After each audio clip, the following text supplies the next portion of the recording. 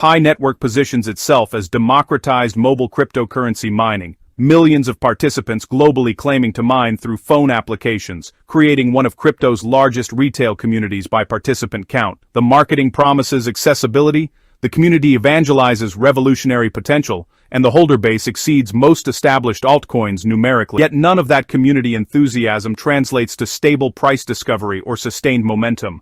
Currently at 22.8 cents, Pi demonstrates textbook characteristics of retail-dominated assets, heightened volatility without directional conviction, sharp moves that fail to sustain, and range-bound price action reflecting uncertainty rather than accumulation or distribution clarity. Recent sessions reveal gradual inflow improvement, participants returning to positions or new buyers testing entries at perceived value levels. But, gradual improvement is the optimist's framing. The brutal reality, improvement from deeply negative still means net negative. Inflows can increase while remaining weaker than outflows, creating the illusion of momentum without the substance of reversal. Pi trades at 22.8 cents, positioned just below that 22.9 cents resistance and sitting comfortably above the 21.7 cent support. This range has really contained price for several days now, creating the kind of compression that squeeze momentum identifies. It's become the battleground where bulls and bears clash, but honestly, neither side has managed to come out on top so far. The 22.9 cents resistance represents the recent price ceiling, where selling pressure consistently shows up to reject any upward attempts. Multiple tests without a decisive break usually means, well, either there's just not enough buying power to overcome the sellers at that price, or maybe holders are strategically resisting by distributing into strength. Either way, that's the line bulls have to conquer to actually validate any recovery thesis. The 21.7 cent support, on the other hand, establishes the floor where buying interest reliably materializes to absorb selling pressure.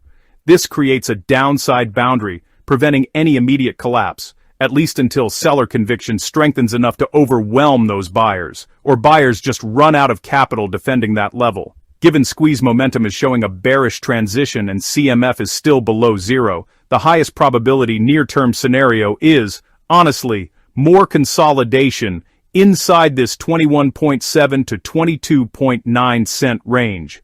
Neither bulls nor bears are showing enough strength to break out of this box decisively, so you get these choppy, range-bound conditions that frustrate anyone looking for a big move, but can actually reward range scalpers.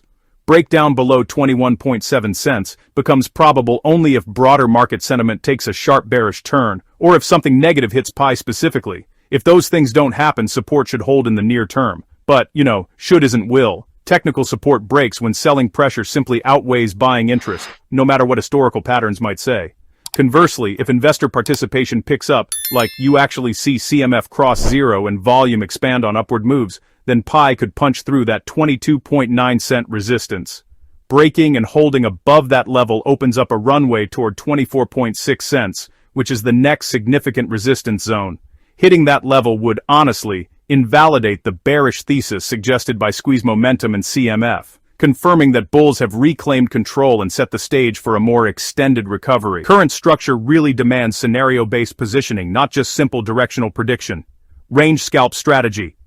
Buy those 21.7 cent support bounces, sell when you get to 22.9 cent resistance tests, keep tight stops below 21.5 and above 23 cents.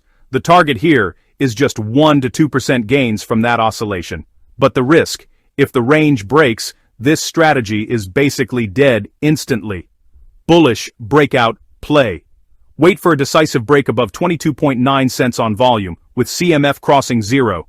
Enter on a retest of 22.9 as new support. The target is 24.6 cents, and you should definitely reassess if momentum keeps up. Stop goes below 22.9. If the breakout fails, you're out. Bearish release play. Wait for confirmation with those histogram red bars and a break below 21.7 cents on volume. Short the breakdown, but with defined risk. The target is deeper support levels, though that does require some extra analysis. Stop goes above 22 cents. If the squeeze resolves upward instead, you want to get out. Patient until clarity. Sometimes the best play is just to stay sidelined while compression builds and indicators contradict each other.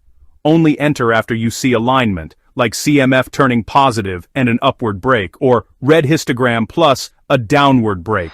When probability becomes clear, that's when you execute with conviction. The real edge here isn't about predicting which way compression releases, it's about positioning after confirmation, with clearly defined risk parameters. Let the setup mature, let price confirm the direction, and then execute decisively. If this tactical framework just gave you some clarity on Pi Network's compression setup, do two things right now. Subscribe so you catch real-time coverage when this squeeze actually detonates and direction confirms, and comment below with which scenario you're positioned for. Are you range trading? Looking for a bullish breakout, a bearish breakdown, or just sitting on the sidelines waiting? Are you holding Pi, watching for an entry? Drop your strategy in the comments. I really do respond to tactical thinking, and honestly, community perspectives sharpen everyone's edge. Listen, I really appreciate you sticking around for the complete technical breakdown. Most Pi content out there focuses on adoption promises and community size, but they tend to ignore the chart structure that's just screaming contradictory warnings. You stayed for indicator analysis and tactical scenarios, and that means you trade confirmation, not just hope. That's actually how consistency happens. Before you go, I've got another video that dissects 3 altcoins showing similar squeeze compression with contradictory momentum signals.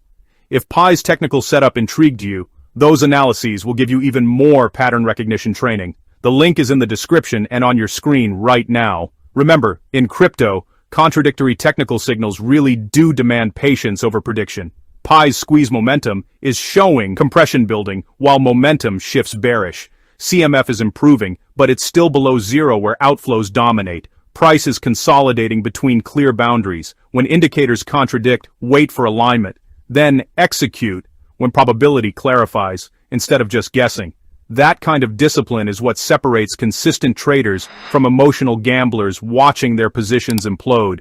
This is TJ from TJ Crypto World. Stay patient, trade structure, not stories, and I'll see you in the next breakdown.